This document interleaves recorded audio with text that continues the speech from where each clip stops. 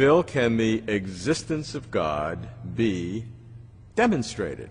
Well, I think that depends on what you mean by a demonstration, Robert. I don't think that you can demonstrate God's existence with mathematical certainty that will convince everyone. Or make him appear right here. Right.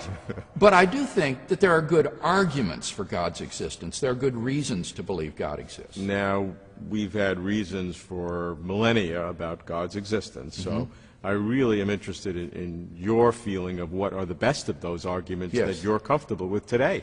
Well, one of the most appealing arguments to me personally that I find convincing is the cosmological argument for God's existence. And what does that consist of? Well, this is a family of arguments that tries to show that there is a first cause or sufficient reason for the existence of the world. So everything has to have a cause?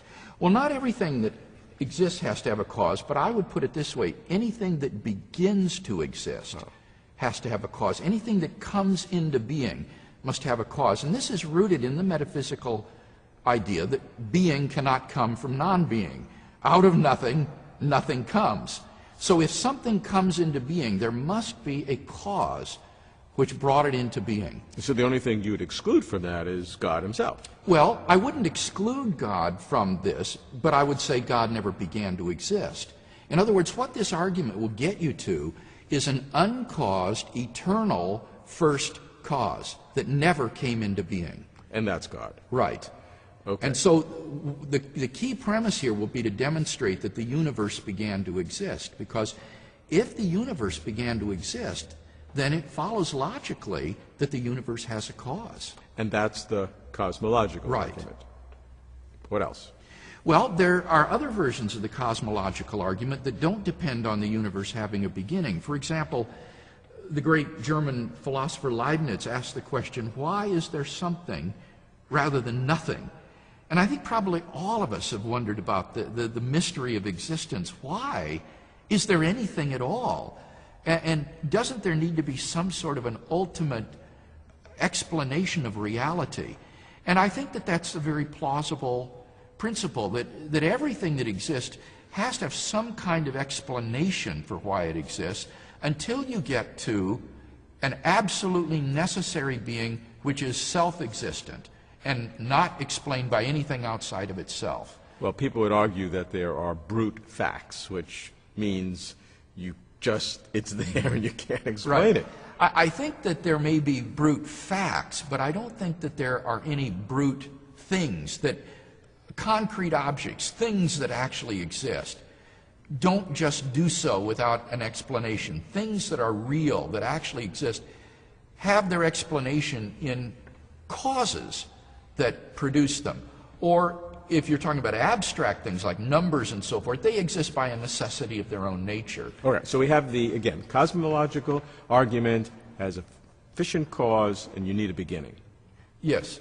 All right, what other arguments do you have? Well, there's the famous teleological argument, which would say that the universe exhibits a complexity in its structure that cannot be attributed plausibly to either chance or to physical necessity, and that therefore this is best explained by saying it's the product of intelligent design.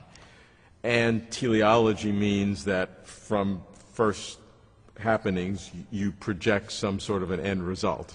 Yes, it's the idea that there is an end in mind for which things exist, and so things are literally designed. And so the teleological argument is the design argument. Right, that's right. And new life has been breathed into this argument by the discovery of the fine-tuning of the universe for intelligent life, which doesn't seem to be explicable on the basis of physical necessity, because these constants and quantities that are so finely tuned are independent of the laws of nature, and it can't be plausibly explained by chance because the odds against it are just so overwhelming that it seems rational to think that the reason the world looks designed is because it was designed. What else do you have in your bag of tricks of arguments? Well, there's the moral argument for God's existence, and this would say that if there is no God, then there really are no objective moral values and duties. On this view, unless there is God to serve as an anchor point for moral values and duties, moral values and duties are just the products of socio-biological evolution. And on this view, without God, everything is relative. Human beings are just relatively advanced primates, and moral values are just something we've evolved to get along in society without killing each other off. This argument to me sounds different in that you need to assume the absolutism of moral values. In the other arguments, you're assuming the reality of a beginning and a world, which I think everybody admits. But when you deal with moral questions, you have to make the assumption that there are absolute moral values as opposed to relative values. That's right. Because if you don't have absolute values, then you certainly don't need God. I prefer to speak of objective moral values, by which I mean mind-independent values. And you're right, that would be the second step of the argument, would be to say, but there are objective moral values and duties. That is a premise in the argument. And I think that's an assumption. Well, it's a premise. I don't think it's just an assumption. I think that there's no more reason to deny the objective reality of moral values than there is to deny the objective reality of the physical world. Well, that's a strong statement. Right, and any argument that you could give me for denying the objective reality of moral values, I could construct a parallel argument for being skeptical about the objective reality of the external world. If we trust our sensory intuitions that there is a world of objects independent of us out there, I don't think we have any grounds for distrusting our moral intuitions of the realm of objective values that we perceive. Certainly, to verify the objectivity of the external world, we're dependent upon our senses. Everybody agrees with that. And there's no way to get outside your senses totally. to prove you're not a body lying in the matrix being programmed to believe in something. All agree with that.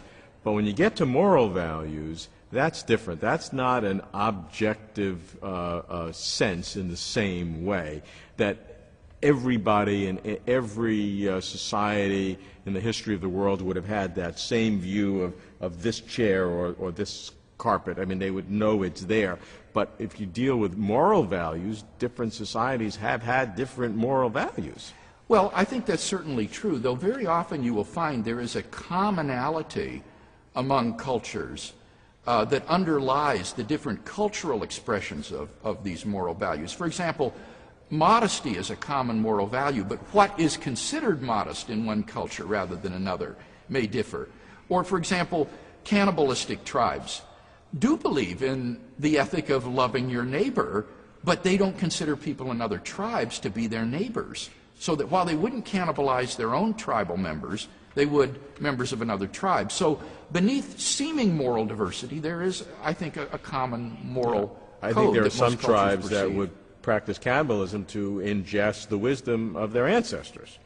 Well, I think you would be hard-pressed to find examples of many tribal groups that cannibalize their own people. All right, let's go on. Yeah. But I think there's a difference between the moral argument and some of the others. Yeah, I guess I don't think that's right. I mean, it does seem to me that we have good grounds for accepting our moral experience. When I talk to folks, 99% of people will say to me, yes, I think there is an objective difference between torturing a child for fun and loving that child and caring for it, that these are not morally indifferent acts.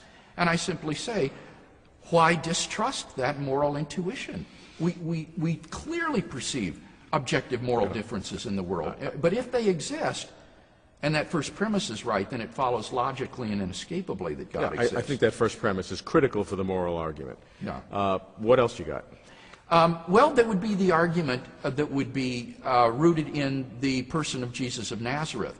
I don't think that any historian who is a purely naturalistic historian can give a plausible account of events like the death and resurrection of Jesus. I think we have here, in essence, a kind of argument from miracles for the existence of God. It may surprise most people, but the fact is that there is a majority of New Testament biblical critics who have come to believe that part of the portrait of the historical Jesus that is established by an examination of the evidence is that after his death, Jesus was buried in a tomb by a Jewish Sanhedrist named Joseph of Arimathea, that on the first day of the week following his crucifixion, that tomb was found empty by a group of his women followers, that thereafter various individuals and groups of people experienced appearances of Jesus alive after his death, and that the original disciples suddenly and sincerely came to believe that Jesus was risen from the dead,